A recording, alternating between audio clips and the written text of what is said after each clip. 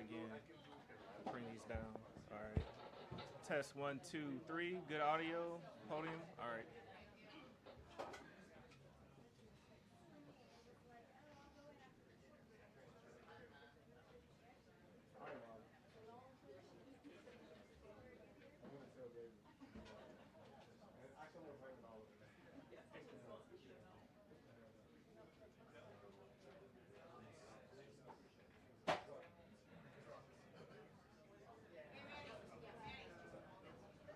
All right.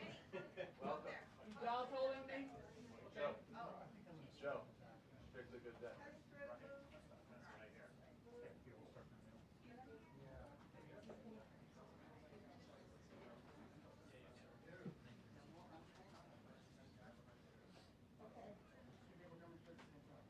Okay. Hey, Peter, did you be a white balance? What? Yes, I'm here. Yes, I do. Thank you. Okay. I'm talking on the mic. 1, 2, 3. Okay, thank you.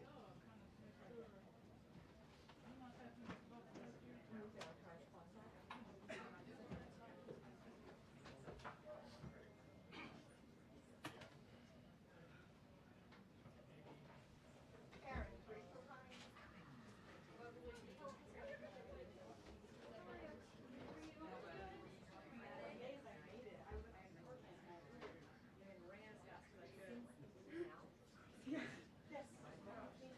Do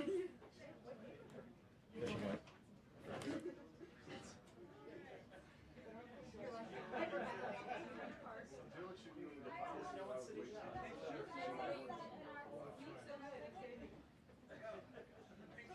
Picture. Would you mind moving over just a little bit? Thank you. Yeah. You're welcome. Yeah,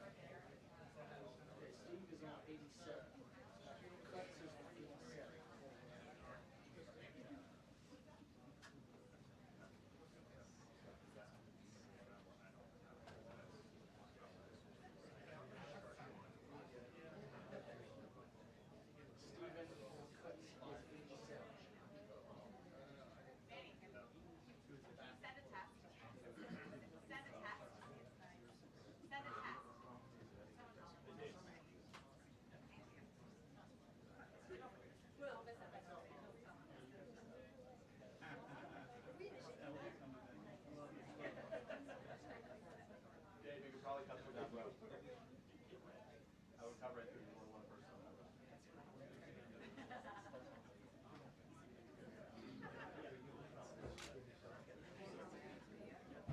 Yeah.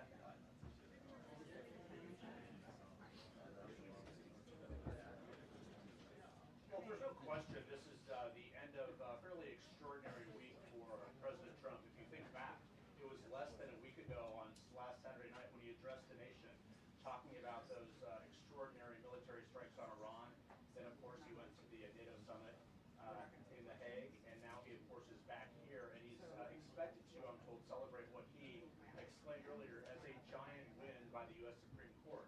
Talking about the birthright citizenship issue, of course, even though the court is going to rule on the merits of that later, but also just the idea of executive power. Well, if you step back here after the first 6 months or so of the Trump administration of this presidency, it's clear this is his Supreme Court. This is one of the major differences from his first term in office, of course. He has 3 justices that he appointed on the Supreme Court, and the judiciary across the country also has many Trump appointees. Now, it's been a mixed bag, if you will, of rulings as we've seen, but the ruling today by the court, it will not cause immediate relief. It will send many cases back to lower courts and open the door for class actions, but it signals one big question that all presidents have, certainly this president has, and that is the power of the executive branch, the power of the presidency. And throughout the ruling, and I'm told that the president was hearing some passages his advisors were reading to him, that a single judge cannot block the executive branch. So that is something I expect him to talk about here at the press briefing, but it's also a moment for the president to talk about other challenges. He's staying in Washington this weekend, which is unusual. He normally goes to his golf club either at Easter during the summer or Mar-a-Lago in the winter, but I'm told he's staying here to work with Senate Republicans. He wants them to get the job done, to pass his signature legislation by July 4th. That is very much an open question, the timing at least. So I expect the president is also to make some more sales pitches, if you will, on that. And there are some central questions hanging over that bill as well. Medicaid cuts. He has vowed repeatedly not to cut Medicaid. Even some Senate Republicans who are worried about the cuts in the bill, the effect it would have on rural hospitals across the country. So much on the line, much at stake for the president. But for now, at least, the end of the Supreme Court term certainly is something that the president would like to celebrate. Well, What did you do for a while?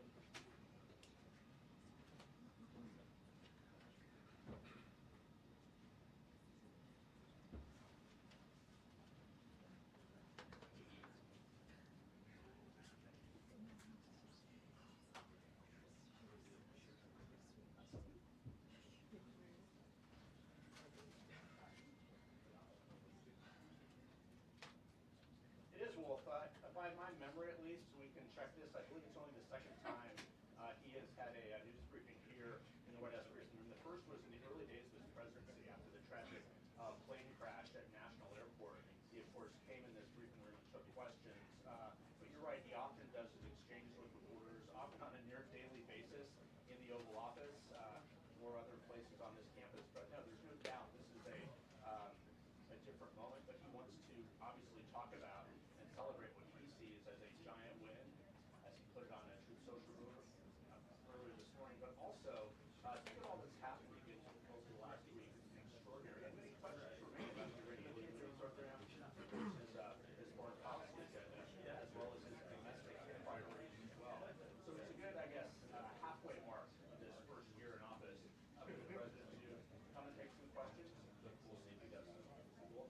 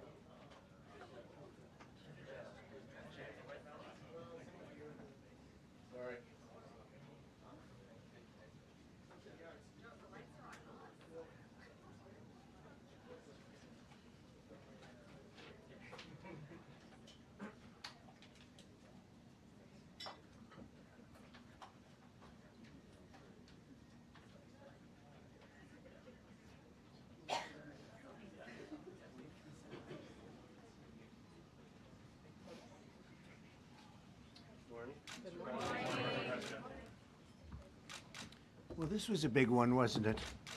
This was a big decision. An amazing decision, one that we're very happy about. This morning, the Supreme Court has delivered a monumental victory for the Constitution, the separation of powers, and the rule of law in striking down the excessive use of nationwide injunctions to interfere with the normal functioning of the executive branch.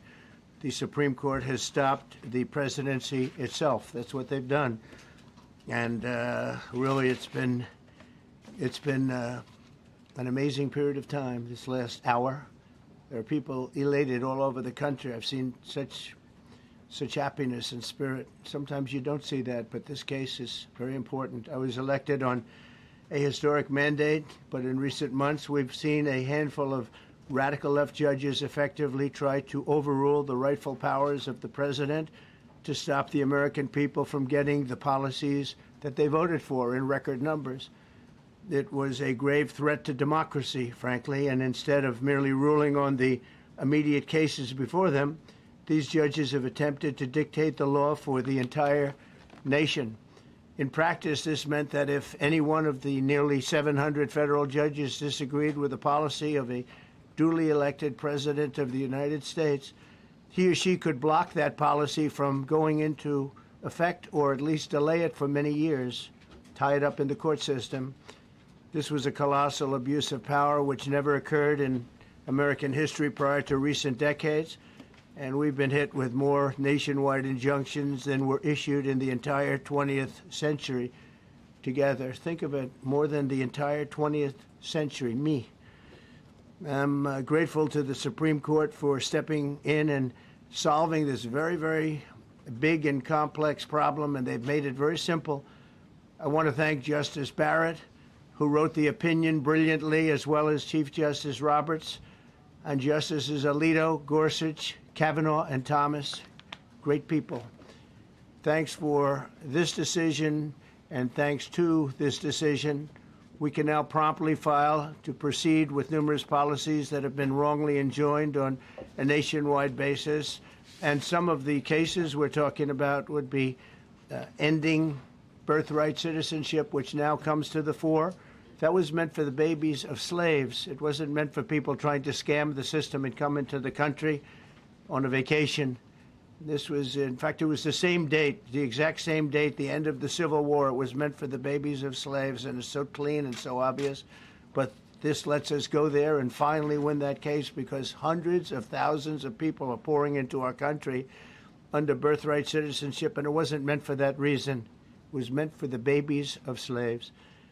So thanks to this decision, we can now promptly file to proceed with these numerous policies and those that have been wrongly enjoined on a nationwide basis, including birthright citizenship, ending sanctuary city funding, suspending refugee resettlement, freezing unnecessary funding, stopping federal taxpayers from paying for transgender surgeries, and numerous other priorities of the American people.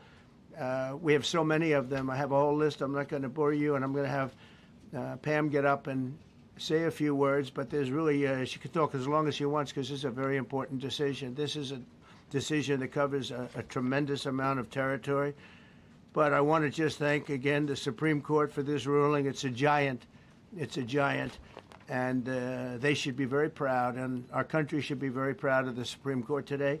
And with that, I'd like you to listen to the words of Pam Bondi. She's an incredible Attorney General. We're very proud of her. And as you know, Todd Blanche is with us, and we have so many others that worked on this case and other cases. And I think they're doing a great job. Pam, please say a few words.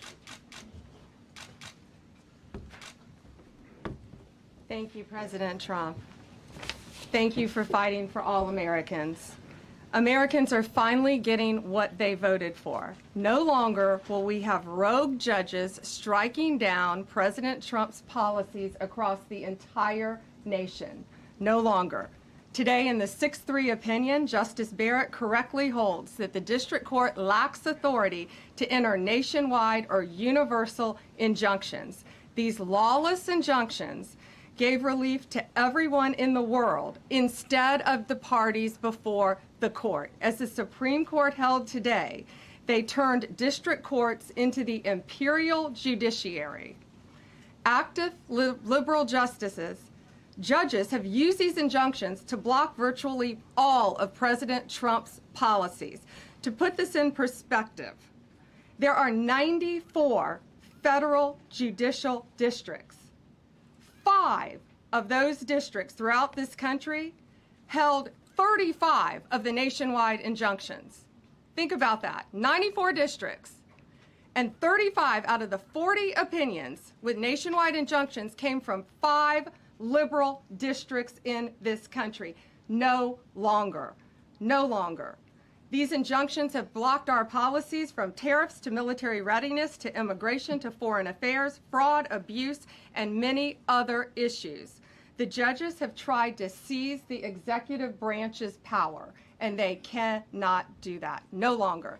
No longer. And on immigration, on a side note, today marks 2,711 arrests on these terrorists and these gangs. Total arrest today with HSI investigations. And thank you, Stephen Miller. Thank you to Homeland Security. Thank you to everyone working hand in hand with the FBI on all of these transnational gangs. TDA has been a huge terror to our country, as well as MS-13, as well as Sinaloa cartels. No longer. No longer. These injunctions have allowed district court judges to be emperors. They vetoed all of President Trump's power, and they cannot do that. This has been a bipartisan problem that has lasted 5 presidential terms, 5 different presidents, and it has ended today.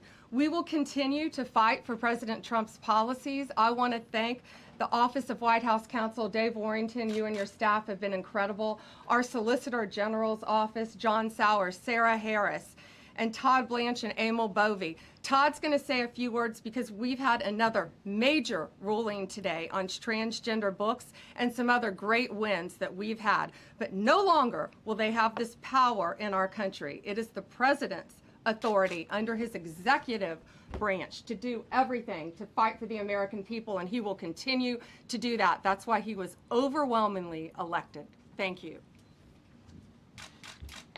Thank you. Today's a great day for the rule of law. It's a great day for the Justice Department, and it's one that's been a long time coming and one that every American should have been waiting for with bated breath. And so I echo what the President said and Attorney General Bondi, that the Supreme Court did a great thing today, not only for this administration, but for every American in this country. If not for the injunctions case, we would be here talking about another great decision that came down today, the trans books case, which restores parents' rights to decide their child's education. Seems like a basic idea, but it took the Supreme Court to set the record straight, and we thank them for that. And now that ruling allows parents to opt out of dangerous trans ideology and make the decisions for their children that they believe is correct. And so we thank the Supreme Court for that. There's been multiple decisions over the past several weeks that just show why this nationwide injunction ban had to happen. For example, what I mean by that is local district court judges issuing decisions that are clearly contrary to law just because they don't like the policy of President Trump. And when it gets to the Supreme Court has to correct it. But that takes time. The Attorney General thanked our lawyers, and I'll do it again. Our lawyers are working 24 hours a day, 7 days a week to fight these injunctions and to emergency appeals, emergency stays, going back to the district court judge, asking them to change their view. And so their hard work is really paying off today, but over the past few weeks. We had a stay of an order that prevented DHS from moving aliens to a third country. We had a stay of an order that stopped the Department of Defense from implementing military readiness, the EO that President Trump signed. We had another stay of an order forcing reinstatement of fired executive branch employees entirely within the President and Article 2, his right to do.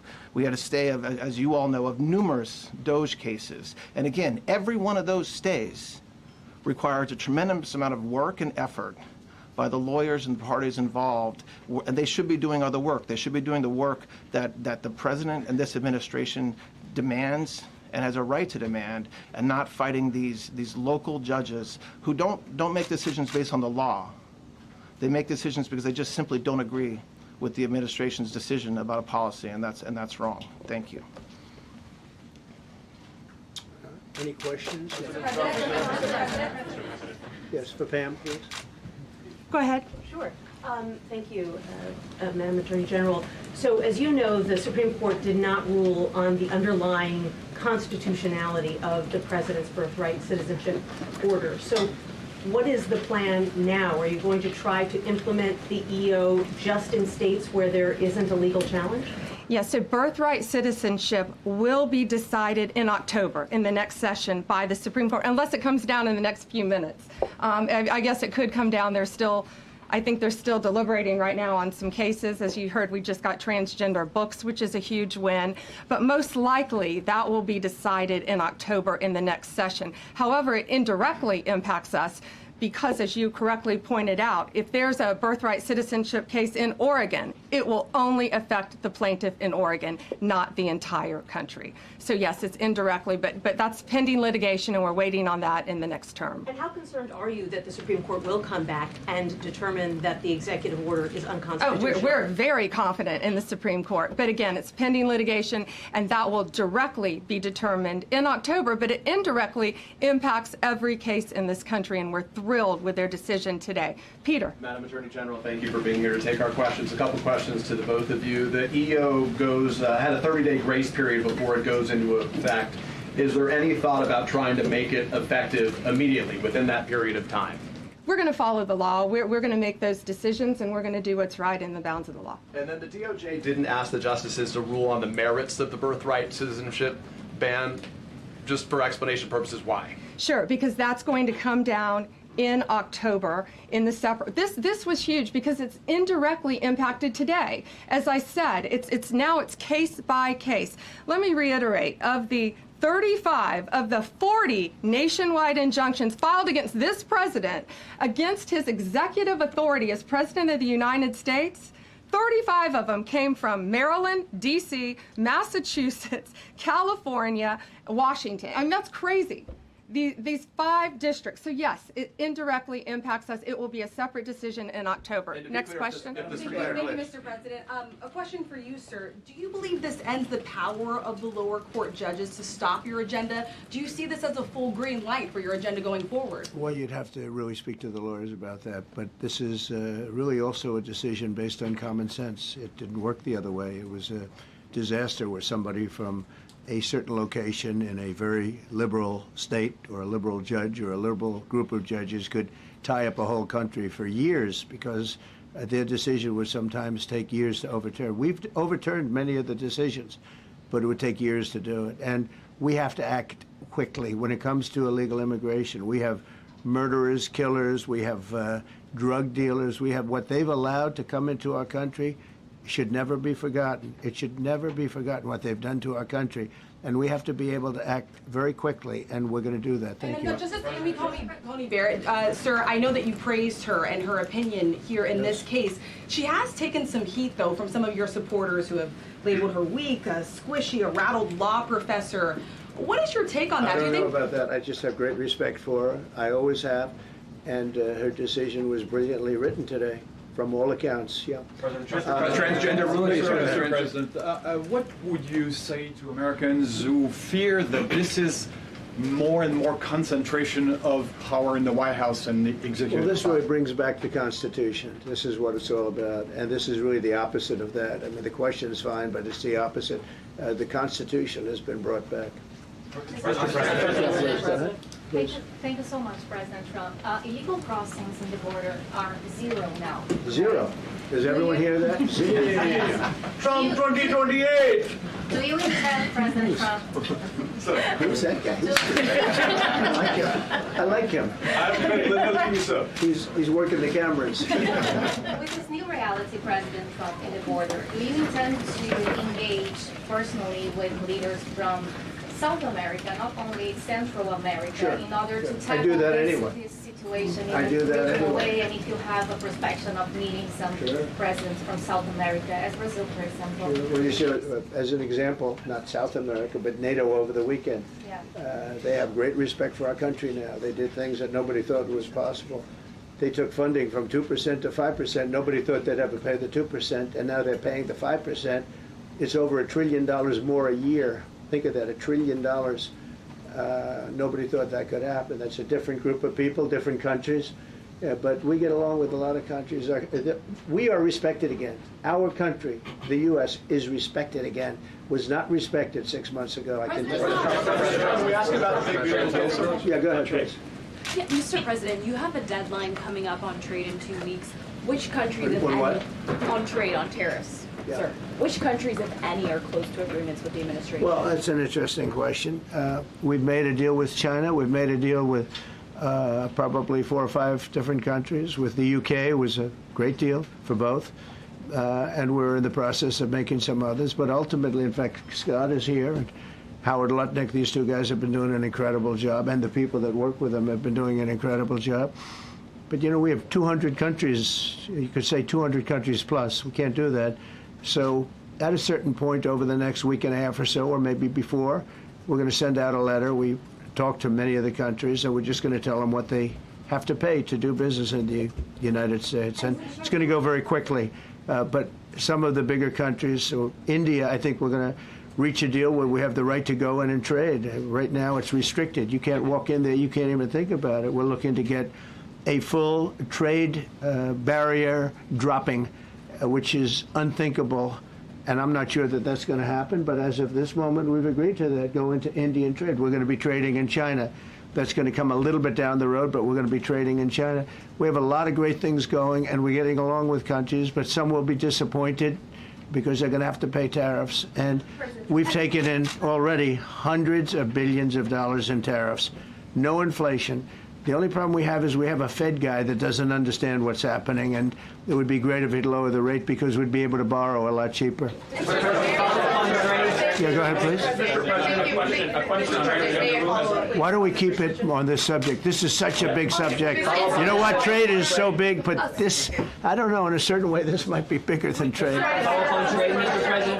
I think this is bigger than trade. Yes, please, go ahead. I was wondering, though, if you could... Go ahead. Sir, on the transgender ruling, the Supreme Court ruling that parents with religious objections can pull their kids out of public school lessons that use LGBTQ materials. Pam brought it up. Your reaction to that ruling today, sir? I think the ruling was a great ruling, and I think it's a great ruling for parents. It's really a ruling for parents. They lost control of the schools. They lost control of their child. And this is a tremendous victory for parents. And I'm not surprised by it, but I am surprised that it went this far. It took us to bring life back to normal. So it's wonderful. It's parental. And I kept saying, we will give you back your parental rights. They were taken away, and this is a tremendous victory for parents. Yeah. Mr. President, if you look at the back at the last week, it's been extraordinary in terms of the action in the Middle East. You were at The Hague. I'm wondering hell now. of a week, hasn't it? I'm wondering now if you believe been that so Iran. bleak. I'm wondering now, sir, if you believe that Iran has given up its long history of ambitions with nuclear weapons, or what you would like to see from them to prove that they do, and what type of meetings is your administration looking for next week with Iran? So Iran wants to meet. As you know, their sites were obliterated. They're very evil nuclear sites. They were now has been proven. We had some fake news for a little while. The same people that covered the Hunter Biden laptop was from Russia. The same people that did 3 or 4 other Russia hoax. But on their ambition. No, wait, just listen. They came up with something that delayed the credit that our great pilots and these great what talent that was, and they hit it right down in the spot. 52,000 feet. Think of this dark, no moon, you couldn't see a thing, and they hit the refrigerator door, as they say. That's the size of a target, and overwhelmingly, and it's amazing what was done. We're the only ones that could have done it, and we took out the 2 of the other sites also. In addition to that, we finished them off. That was a very evil intention. I believe that, and again, time will tell, but I don't believe that they're going to go back into nuclear anytime soon. They spent over $1 trillion on nuclear, and they never got it together. And nothing was moved from the site, by the way. To do that is very dangerous. It's very, very heavy material. Those cars were most likely the cars of masons because they were pouring concrete at the top, at the hatch, as you know, the hatch going into the nuclear site.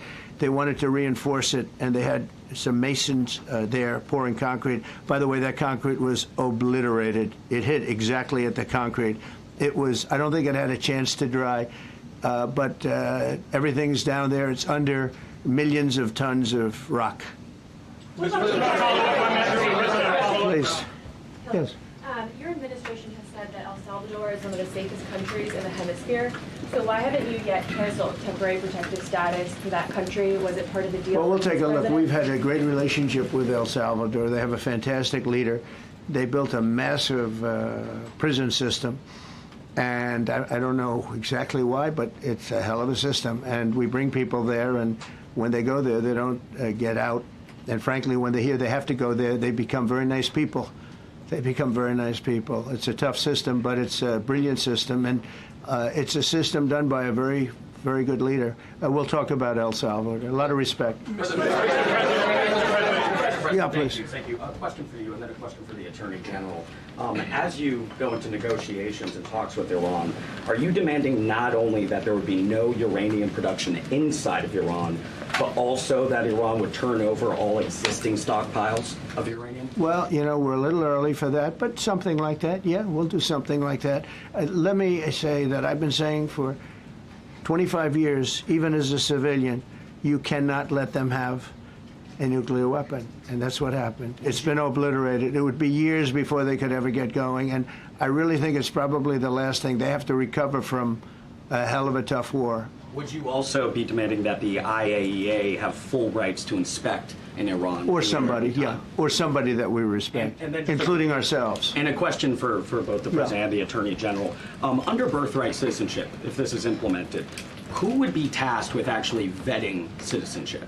And how, like, would this be a situation where you have nurses and doctors checking for citizenship of parents, or? This is all pending litigation. It's going to be decided in October by the Supreme Court, and we'll discuss that after the litigation. If you have an undocumented baby, would that baby then be an enforcement priority?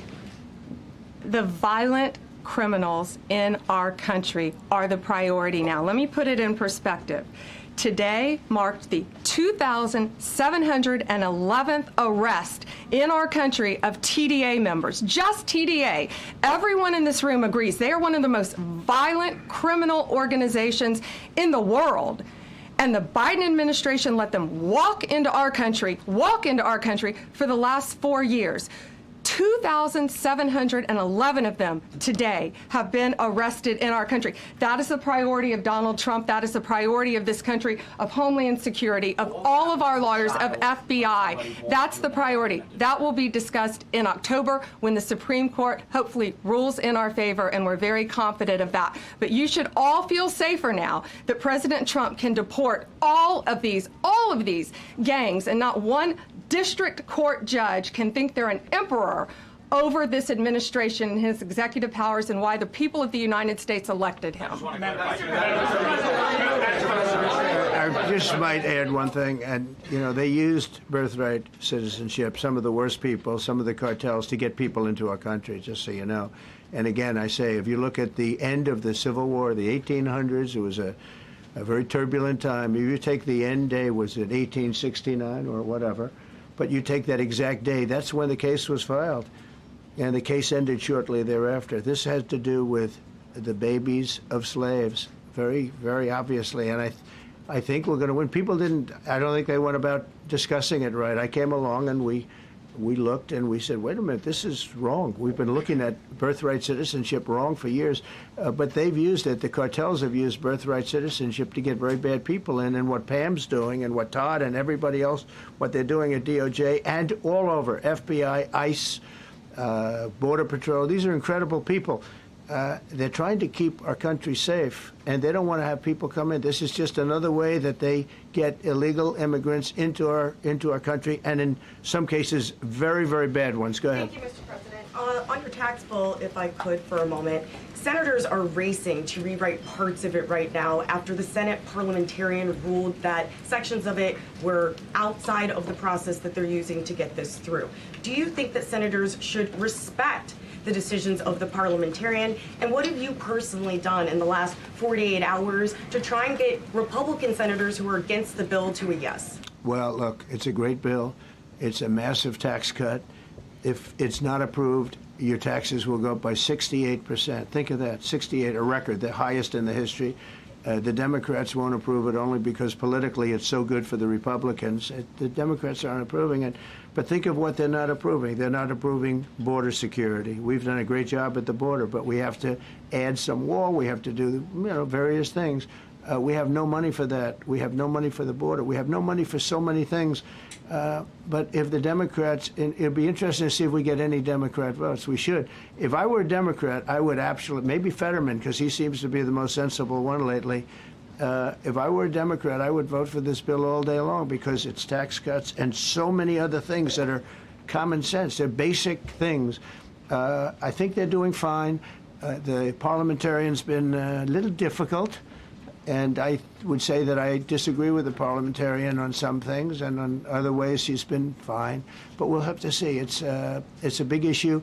I will tell you this: if that bill doesn't pass, the country will get a 68% tax increase. So think of this: you're a Democrat and you vote against it. That means you're voting in favor, because essentially you're voting in favor of the largest tax hike in the history of our country. And you can't do that. In addition, we're cutting costs by $1.7 trillion, and it won't affect anybody. It's just fraud, waste, and abuse. Mr. President, a leading global economist just did a 180 and says your tariff plan, you may have outsmarted everybody with it. What is your message? I love this. I love this question. This is the favorite. This is the best question I've ever been asked, because I've been going through abuse for years on this. Because, as you know, we're taking in hundreds of no inflation whatsoever. But, Mr. President, what is your message to critics who think your tariff plan will cause a recession? I think they should go back to business school. It's so obvious. It's so obvious. I mean, we're taking in billions and billions of dollars from China and a lot of other countries. We took in, I had a call from somebody in the House and a high official. Sir, we have a problem. We don't know what to do. The books are a mess. I said, what do you mean by the books? The books, the money coming in. It's so terrible. I figured, oh boy, what's this? I don't like this question. I said, so what seems? There's so much money coming in, and there must be some kind of an accounting mistake, because we have hundreds of billions of dollars more money than we thought. I said, do me a favor, go check call me back. You have to call me back. Check the tariff column. He calls me back 2 hours later, says, you're right. We took in $88 billion in tariffs. They have so much money coming in. But more important than the money coming in, we have companies coming in, factories coming in, auto plants being built. AI is being built here instead of being built all over Europe and Asia. We have all of it. We have over $15 trillion, just about, Scott. I think we're right about that number. We went to Saudi Arabia. We went to Qatar, we went to UAE, very smart people, very smart leaders, great leaders, and we took in $5.1 trillion just there. Without the tariffs, I mean, they also liked a thing called November 5th, November 6th, and November 7th. That was a very good little period of time. It's called the presidential election. You know, you used to have one-day election, now you have it go over it, but even if you just took that little period, because it was pretty obvious it was going to be a landslide, and they like that, but they love the tariffs. I had Texas Instruments come in the other day, big company, and he said, we're putting in $60 billion into new plants and new equipment, new everything. Sir, you're going to keep the tariffs, aren't you? Because if I ever took the tariffs off, and we are going to absolutely keep it. And they're worried that somebody that, like this communist from New York, someday gets elected. I can't believe that's happening. That's a terrible thing for our country, by the way. He's a communist. We're going to go to a communistic state. That's so bad for New York. But the rest of the country is revolting against it. But if somebody got elected, they're afraid that if this was taken off, well, we're going to guarantee it's never going to be taken off. And again, we're taking in think of this, hundreds of billions of dollars. And they were all confused because they've never seen this before. You know, it's always the other way. We don't have enough money. So much money is coming in at levels that nobody's ever seen. But most importantly, we have factories being built, car plants being built, companies moving to our country like never before. If you look at 15 trillion, and that's only in a few months. You know, I haven't been here that long. Presidents like the last one was a disaster. He's the worst president in the history of our country, by the way. What he did on our border can never, ever be forgotten. To me, that's the worst of all the things. And he's done some terrible things, grossly incompetent. Nobody knew it was him because I don't think it was him. I think it was whoever was controlling the auto pen. But our country is doing great. And those leaders and other leaders, I just left, as you know, a large group of the most highly respected people. And that includes big countries. When you look at Germany and France and Spain, although Spain didn't come through, but they will. By the way, guaranteed they will. That was the only country that sort of tried to hold back on putting up the money. But just so you know, they said, it's unbelievable what's happened to the USA. You were a dead country. We didn't respect the country, the leader. You were dead as a doornail.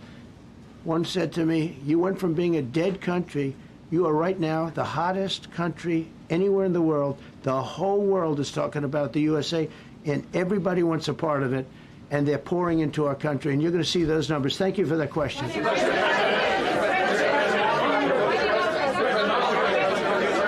Yeah, go ahead, please. Thank you, Mr. President. I have a question about trade. Secretary Bessent has said that he hopes tariff deals with major partners will be done by Labor Day.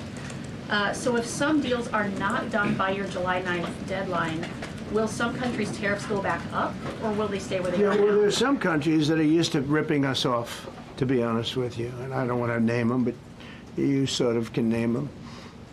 And they're so used to just, taking it billions and billions of, look, we had a trade deficit of more than $1 trillion.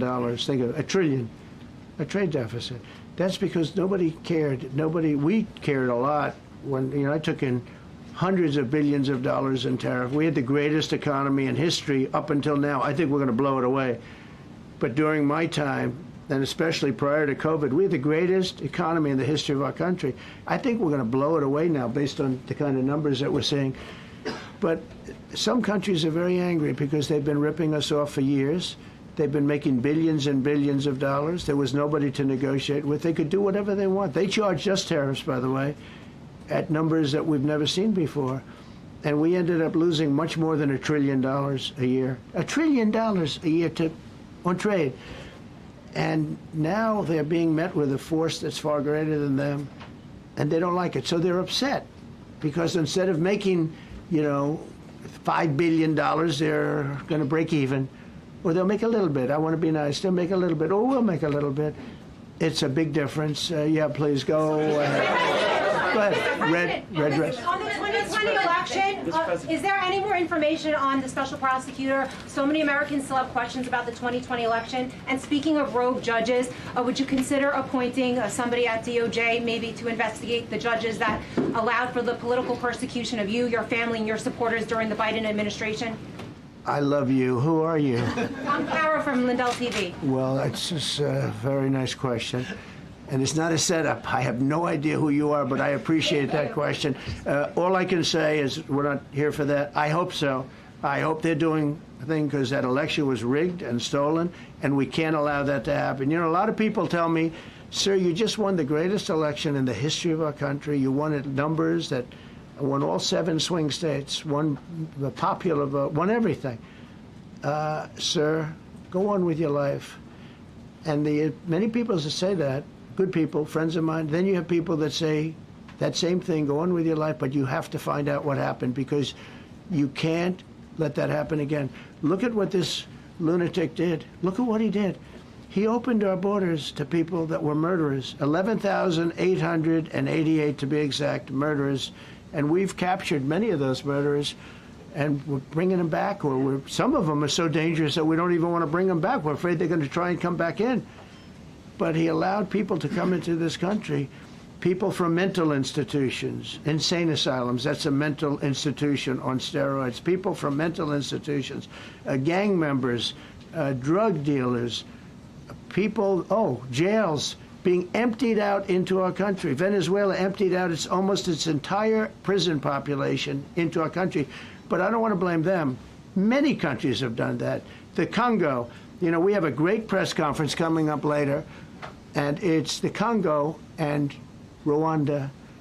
They were fighting for years, and it was machetes, it was vicious, it was as vicious, people's heads being chopped off.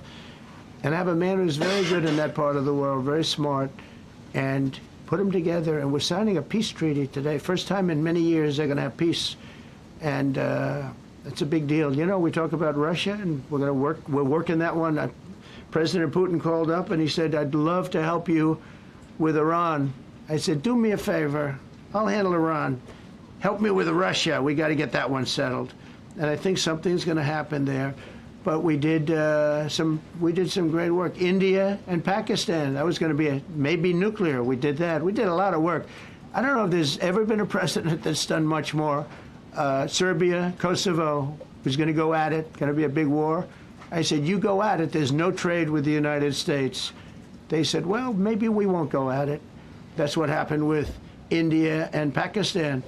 I was negotiating with both of them, and I said to Scott, I said to Howard, cancel all deals with India and Pakistan. They're not trading with us because they're in a war. They called back, what do we do? I said, look, you want to have trade with the United States, it's great.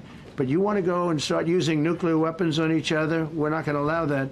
And they both agreed. Both have great leaders. They both agreed not to do it. So we did a lot, but I appreciate that question. Sir, on peace deals, can I follow up with you?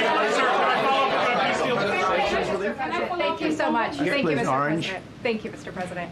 I was just speaking with Senator Ron Johnson on the One Big Beautiful Bill, and he says he really wants to get to yes for you and get this accomplished. He does. He's a good man. But he also said that he needs more time, and he is not certain that the July 4th deadline is possible. Well, then he's not such a good man. Because there's too much work to do. He's a good man. Ron How Johnson's important- doing a good job. He's very committed. Every Republican senator is committed. And, you could have a couple of grandstanders, in all fairness. You could have somebody else. And it's very dangerous because our country would go from being the most successful country in the world to who knows what happens with a 68%, think of it, 68% tax increase. That was given by the Democrats because they like high taxes. I don't know what happened. All my life, I'd grow up and I'd watch politicians talking. I'd say, oh, that's fun. And they were always saying, we will cut your taxes. We will cut your tax. I never heard it. They say, we will raise your taxes. And they elect people like this guy in New York that maybe has a chance. I find it hard to believe, but he maybe has a chance. They want to raise your taxes. So they want to see a 68% tax increase. That's more money than anybody could afford. You'd go into a depression if that ever happened. So I think there's a lot of pressure to get that approved. President Trump, How important is the July 4th deadline to you? If It's important. It's not the end all. August? It can go longer, but we'd like to get it done by that time, if possible. And look, we have a lot of very committed people, and they feel very strongly about a subjects that you're not even thinking about that are important to Republicans. The problem we have is that it's a great bill. It's a popular bill, but we'll get no Democrats only because they don't want to vote for Trump. If that bill was their bill, oh, they would be so happy. It's so great for our military. It's great for everything. And they would normally vote, but because their hatred of Trump, they have Trump derangement syndrome at levels never seen before. And instead of voting for a tax cut, they're voting for a tax increase of 68%. They're voting to destroy Social Security, destroy Medicare, and destroy Medicaid. And we're voting to make them perfect and to make them better, make them stronger and better. They're going to destroy Medicaid, and they're going to destroy Medicare, and Social Security will follow. If you vote for the Democrats, you're dead on those three things. Thank you, Mr. President. On a related subject, many Democrats have said that they are not going to support crypto bills in Congress only because of you and your family's personal crypto ventures, and these votes are in some cases needed to pass. Are you open to the idea of pulling away from your personal crypto ventures just for the next few years if that helps get these crypto bills passed in the next few months? Well, it's a very funny thing, crypto. So I became a fan of crypto, and to me it's an industry. I view it as an industry, and I'm president. And if we didn't have it, China would, or somebody else would, but most likely China. China would love to. And we've dominated that industry. It's a big industry, by the way. In fact, when the stock market went down recently, crypto and Bitcoin and all of that went down much less than anybody else as a group. And we've created a very powerful industry, and that's much more important than anything that we invest in. We invest in it, but really that was an industry that wasn't doing particularly well. I got involved with it a couple of years ago, and before the second term. I got involved before I decided to run. I only decided to run because I saw what was happening, and Biden was incompetent, and the administration was crooked and incompetent. And I was in Bitcoin then, not knowing if I was going to do it a third time. So it's become amazing. I mean, it's the jobs that it produces. And I notice more and more you pay in Bitcoin. I mean, people are saying it takes a lot of pressure off the dollar. And it's a great thing for our country. So I don't care about investing. You know, I have I have kids, and they invest in different things. They do believe in it. But I'm president, and what I did do there is build an industry that's very important. And, you know, if we didn't have it, China would. Okay. Sir, Mr. President, go ahead. With the glasses. Gentlemen, go ahead, please. Go ahead. Thank you, Mr. President. So, are you going to cut funds in the sanctuary states, like, for instance, California, that keep supporting illegal immigration, and then these people work under Yeah, we're the giving them a table? hard time. And also, a foreign policy question. I mean, they don't have a governor in California. They have a man that wants to give away everything to people that nobody's seen before. If we didn't go into Los Angeles with the military, which did a fantastic job, but if we didn't go into Los Angeles bringing in the National Guard, I would have brought the military if it was necessary, because you have to. We have the right to. That was another thing upheld by the Supreme Court. But if we didn't go in with the National Guard and be strong and tough, you wouldn't maybe have Los Angeles. It would be like the rest of California, the rest of Los Angeles. They lost 25,000 houses in a fire. They should have lost none. You know, I sent the water down. I had to break into their water supply because they just refused to do it. They're crazy. There's something wrong with them. They have plenty of water. They don't have droughts or anything. They have plenty. We let it come down from the Pacific Northwest. They routed all the water out into the Pacific Ocean for environmental reasons, okay? And now you have 25,000 houses, none of which would have burned down if you had the water. They didn't have water. They didn't have water for the fire pumps. They didn't have water in the sprinkler systems that people put in. So the answer is we're going to work with governors. We're going to work with radical left Democrats and Democrats, and we're going to make it good for everybody. We'll have to stop the crime in those, or in the case of the cities, I think I can say just about all cities with heavy crime are run by Democrats. Go ahead. 11 lies. Yeah, with the glasses. I'm with Iran. Go ahead, yes. International. Yeah, no, the man behind you, yeah, please. President Trump, Anthony Marshak from MTV Lebanon. I want to ask you regarding the threats posed by Iran's allies and proxies operating in the U.S. They were threatening your life. So what do you say about that? And regarding the Lebanon, because Hezbollah is as well part of Iran's allies, is there any time frame in Lebanon regarding disarming Hezbollah in Lebanon? Yeah, Lebanon is a great place with brilliant people. You know, it was known for the professors and doctors and had an incredible history, and hopefully we can bring it back again. I just appointed a friend of mine who's Lebanese, and I didn't know he was Lebanese. I've known him for 20 years, very, very successful man. And I just appointed him. And I said, why would you want that? He says, because I was born there, I was raised there, I love it. I love it so much. I said, you know, it's very dangerous going to Lebanon as ambassador. And he said, that's what they say, but I don't care about danger. I mean, this is a guy that is just a very big business guy. He wants to give up his whole life to go to Lebanon because he believes in it so much. We're with Lebanon all the way. We'll try and straighten it out. Your life as well. So what action? Threaten my life? Yeah, they have threatened. I get that throbbing feeling every once in a while. Get that throbbing feeling, but you know what? That's okay.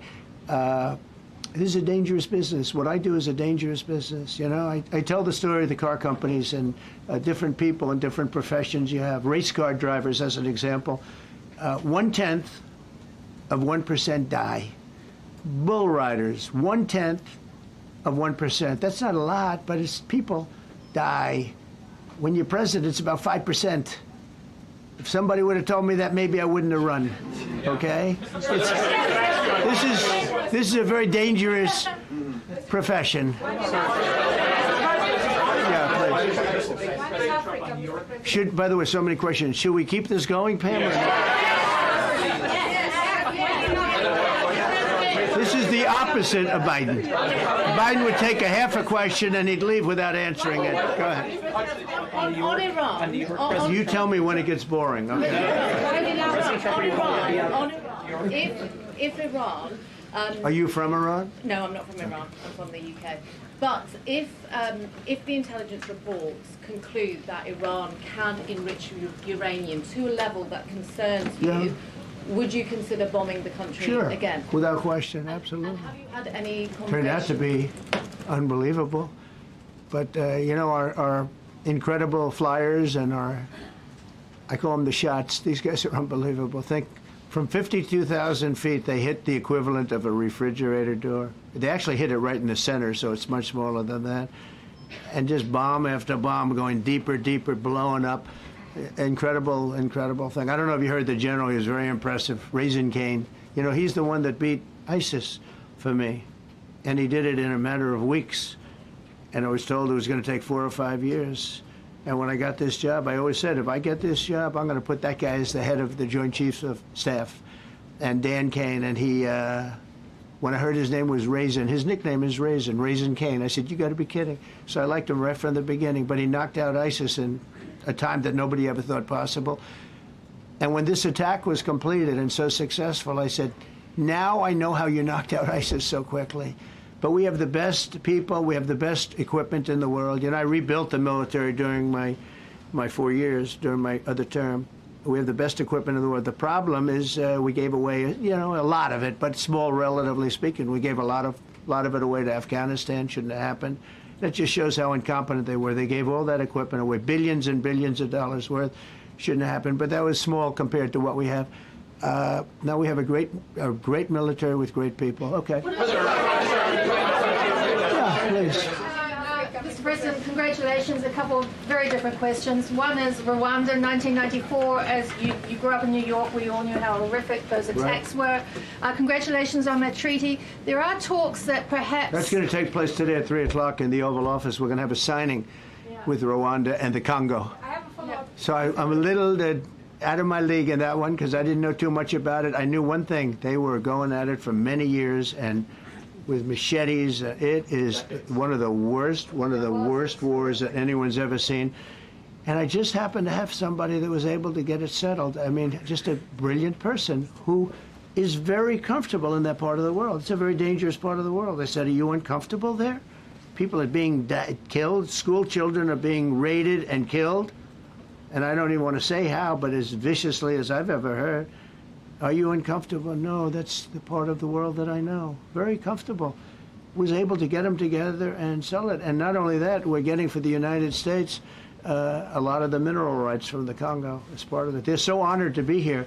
They never thought they'd be coming to. Look, this is a very tough part of the world. They never thought, they were just telling me, they never thought they'd ever be coming to the White House, and they're so honored. And so we're going to give them a great big reception. But that's after many years of fighting. It's a great thing. That's at 3 o'clock, I believe. Sir, are you concerned at all about secret nuclear sites in Iran? You talk about maybe just secret nuclear sites? Yes, there might be some that's not really. Can I tell you? They're exhausted. And Israel's exhausted too. And I dealt with both of them. And they both wanted it settled, both of them. And we did a great job, but they're exhausted. The last thing they're thinking about right now is nuclear. You know what they're thinking of? They're thinking about tomorrow, trying to live. It's such a mess. It's such a mess. The place was bombed to hell. And no, I'm not worried about it at all. And I'm putting out a little statement. I'm going to respond to the Ayatollah's statement yesterday that we won the war. Oh, God, we won the war. And I said, look, you're a man of great faith, a man who's highly respected in his country. You have to tell the truth. You got beat to hell. And Israel was beat up too. They were both beat up. And it was a great time to end it. It was quick. They got the hate out. There was a lot of hate, a lot of hate. It would be great if they didn't have that hate. But the last thing they're thinking about is nuclear weapons right now. Please. Thank you, Mr. President. Iris Tao with NTD Research Media with the Epoch Times. Thank you so much for doing this. It's very refreshing for all of us here, It's a good group. in this room. It's refreshing. Very refreshing. Yes, we have Probably. this, and for the past I understand what you mean. So thank you so much for coming out here. Other to talk than to Caroline's done a great job. Yes, sure. You're referring to the past administration, Yes, not to yes. Caroline, right? Yes. Back to the ruling today, if you don't mind. So you have always talked about winning for the American people. Right. How do you think today's ruling will enable you to further deliver for American families and workers across the country, not only when it comes to immigration, but also when it comes to trade, energy? What actions are most eager to move forward Well, I with think now? taking power away from these absolutely crazy radical left judges is a tremendous. This is such a big day. This is such a big day. It's like. It's sort of sad because we're doing the signing at 3 o'clock, and this may very well dominate the signing of a big war that was going on and really affecting the continent of, think of it, the entire continent of Africa was being affected. And we're settling that war today, and this will probably be a headline. But this is a very big moment, and it gives power back to people that should have it, including Congress, including the presidency. And it only takes bad power away from judges. It really doesn't take power. It takes bad power, sick power, and unfair power. And it's really going to be, this is a very monumental decision. Yeah, please. Yes, President, thank you very much. On July 9th, is that July 9th date set for tariffs to snap No. back? Or could there be a... We can do whatever we want. We could extend it. We could make it shorter. I'd like to make it shorter. I'd like to just send letters out to everybody. Congratulations, you're paying 25%. He doesn't want. He's a much nicer person than I am. Go ahead. Did you finish it up? Who are you considering for the Federal Reserve then? And are you speeding up that process? I see Secretary. Oh, he's terrible. He's terrible. I mean, I have a list of things. We're like 38 on the list. We pay, Cameroon and different places are paying the same as us. Because, you have somebody sets a rate at 4% or 4.5%. It's hard to go out and say we should be paying 1% when you have your so-called experts doing that. And the sad part is, as per the question that you asked about tariffs, we've had the tariffs and we have less inflation than we had before.